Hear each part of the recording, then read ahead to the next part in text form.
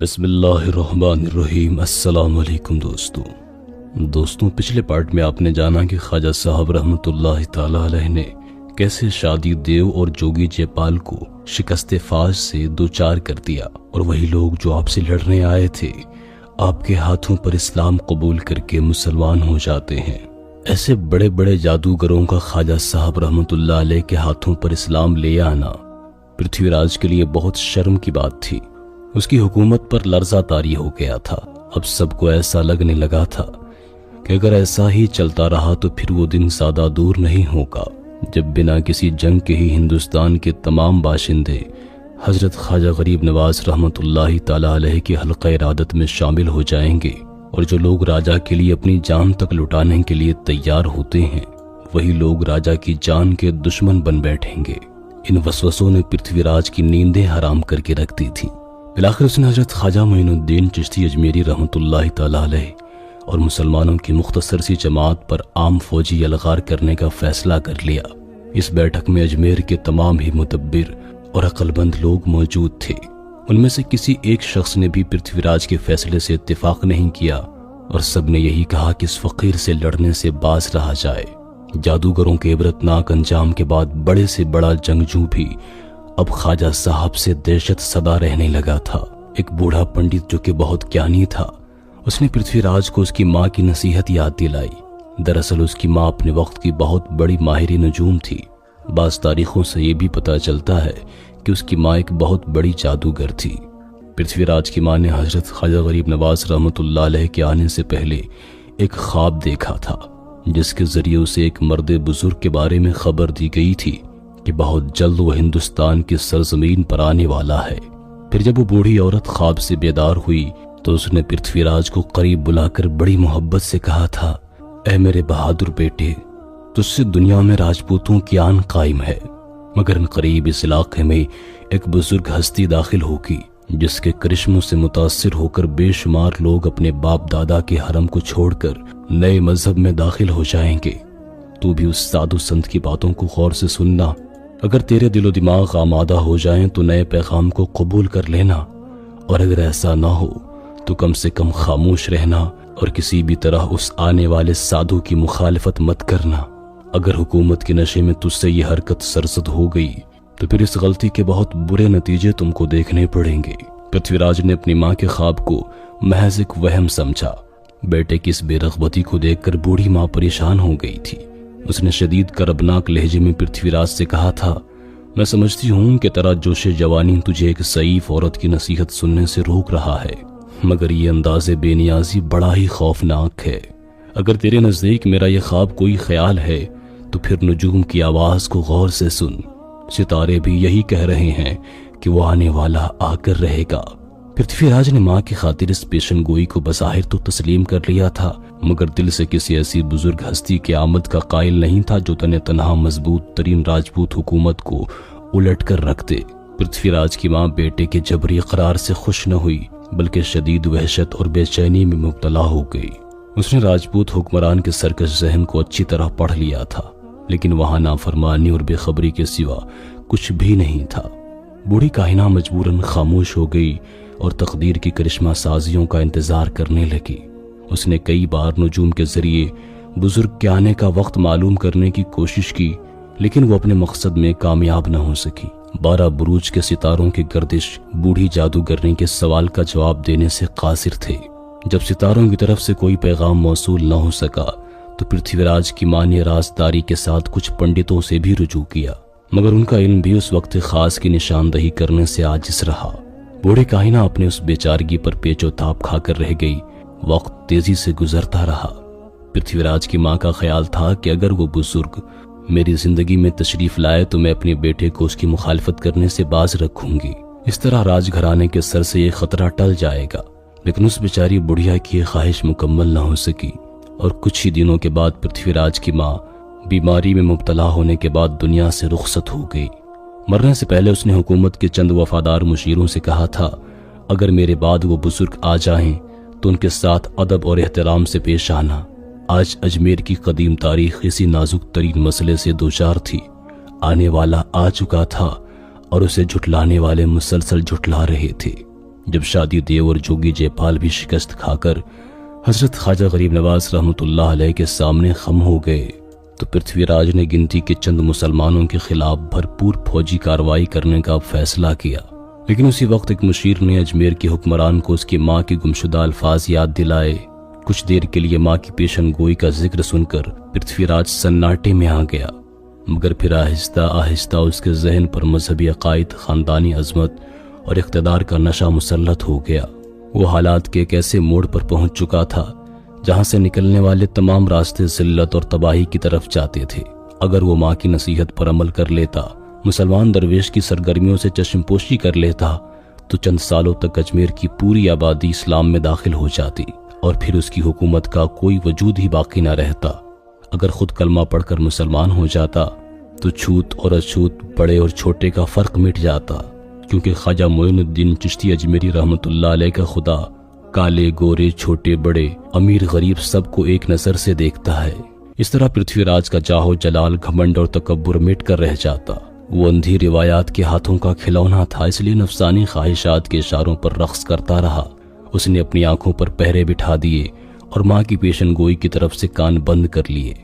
پھر بھی اس پر مشیروں کی بات کا اتنا اثر ضرور ہوا کہ پرتھوی راج نے خواجہ معین الدین چشتی اجمیری رحمۃ اللہ علیہ اور اس کے پیروکاروں کے خلاف طاقت کے استعمال کا ارادہ ختم کر دیا۔ مگر جہاں تک خواجہ صاحب رحمۃ اللہ علیہ سے دشمنی کا تعلق تھا تو وہ پہلے سے بھی زیادہ شدید ہو گیا تھا۔ اب سب مورتی کی پوجا کرنے والے ایک نئے انداز سے سوچ رہے تھے۔ حضرت خواجہ معین الدین چشتی رحمۃ اللہ علیہ سے براہ راست لڑ تو نہیں سکتے تھے، کیونکہ ایسا کرنا پورے علاقے کی ہلاکت کا سبب بن جاتا۔ اس لیے طے کیا گیا کہ خواجہ صاحب رحمۃ اللہ علیہ کو چھوڑ کر جو لوگ ان پر ایمان لائے ہیں ان پر ظلم و ستم کیا جائے۔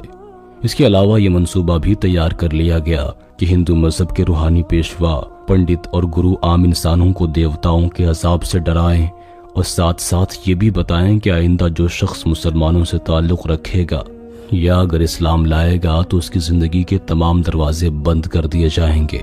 پرتھوی راج اور اس کے مشیروں نے سمجھا تھا کہ یہ سختیاں مسلمانوں کے بڑھتے ہوئے اثرات کو روک دیں گی اور کمزور ہندو دہشت زدہ ہو کر اپنے مذہبی حصار سے باہر نکلنے کی کوشش نہیں کریں گے۔ اس منصوبہ سازی کا فوری رد عمل یہ ہوا کہ مسلمان اشیاء خورد و نوش لینے کے لیے بستی یا شہر کی طرف آئے تو مقامی باشندوں نے انتہائی سنگ دلی سے آنکھیں پھیر لیں۔ ایک خدا کے نام لیوا ضروریات زندگی سے بھی محروم ہو کر رہ گئے تھے۔ حضرت خواجہ غریب نواز رحمۃ اللہ علیہ کو راجپوتوں کی اس نئی روش سے آگاہ کیا گیا تو آپ نے اپنے ساتھیوں کو دلاسا دیا۔ آپ نے قرآن مجید کی آیت مقدسہ تلاوت فرمائی، لن تنالوا البر حتى تنفقوا مما تحبون۔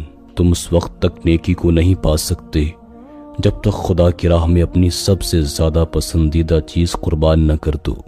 خدا کا کلام سننے کے بعد مسلمانوں کے ڈوبتے ہوئے دل ٹھہر گئے۔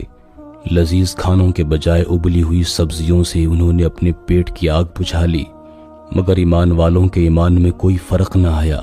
مسلمانوں کے اس مجاہدانہ طرز عمل سے کافروں پر مایوسی طاری ہونے لگی۔ انہیں یقین تھا کہ زندگی کی راہیں تنگ ہونے کے بعد یہ مفلوک الحال مسافر اپنے پیر و مرشد سے بچھڑ جائیں گے، لیکن جب مسلمانوں کے پایا استقامت میں ہلکی سی بھی لغزش پیدا نہ ہوئی تو پتھر کے پجاری عالم وحشت میں اپنا گریبان چاک کرنے لگے۔ اتفاق سے اسی دوران ایک واقعہ پیش آیا۔ حضرت خواجہ غریب نواز رحمۃ اللہ تعالی علیہ کے ایک خادم سید روشن علی تھے۔ ایک دن وہ صبح کے وقت بستی کے قریب ٹہل رہے تھے کہ انہیں ایک گوالن سر پر دودھ رکھے نظر آئی۔ وہ بہت تیزی سے شہر کی طرف جا رہی تھی۔ سید روشن علی نے اسے آواز دی تو وہ گوالن ٹھہر گئی۔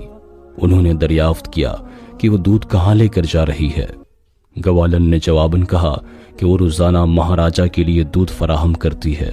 سید روشن علی نے دودھ کو دیکھنے کی خواہش ظاہر کی تاکہ اگر دودھ اچھا ہو تو وہ آئندہ اسی گوالن سے خرید سکے۔ دودھ فروخت کرنے والی عورت نے سید روشن علی کے سامنے برتن رکھ دیا۔ خواجہ صاحب کے خادم نے بے ارادہ دودھ کو انگلی پر لے کر دیکھا۔ دودھ نہایت عمدہ تھا، اس لیے سید روشن علی نے چاہا کہ گوالن تھوڑا سا دودھ اسے بھی دے دیا کریں۔ ابھی وہ اپنی بات مکمل بھی نہیں کر پائے تھے کہ دودھ بیچنے والی عورت چیخنے لگی اور کہنے لگی کہ تم نے مہاراجہ کے استعمال میں آنے والے دودھ کو ناپاک کر دیا ہے، میں بھی جا کر تمہاری شکایت کرتی ہوں۔ گوالن اس طرح چیخ رہی تھی جیسے اس پر قیامت ٹوٹ پڑی ہو۔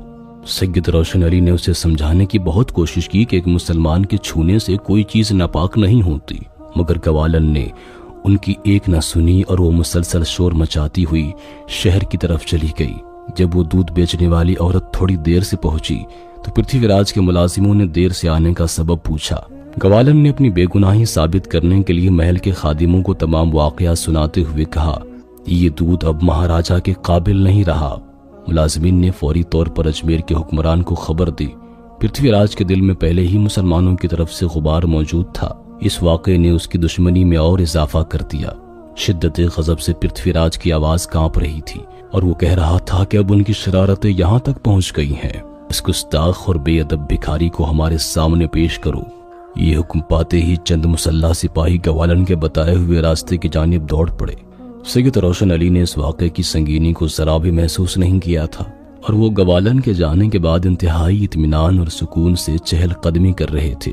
اچانک انہیں کچھ فاصلے پر گھوڑوں کی ٹاپوں کی آوازیں سنائیں دی اور پھر فضا میں دھول اڑنے لگی۔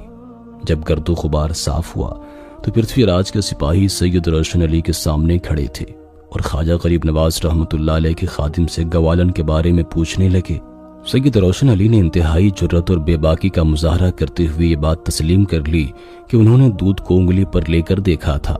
پرتھوی راج کے سپاہیوں نے اس عمل کو سنگین جرم قرار دیا اور سید روشن علی کو گرفتار کر کے اپنے حکمران کے سامنے پیش کر دیا۔ پورے دربار پر سکوت مرگ طاری تھا۔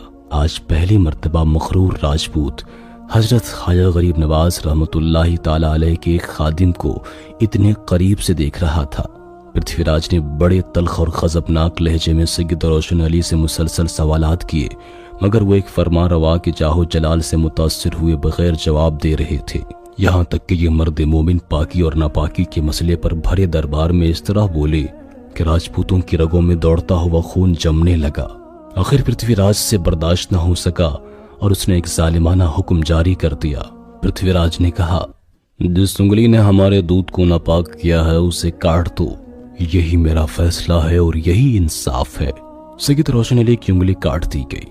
اس سے راجپوتوں نے نیک شگون لیا کیونکہ ان کی زمین پر دشمن کا لہو بہ رہا تھا اور یہ ان کے لیے ایک اچھی علامت تھی۔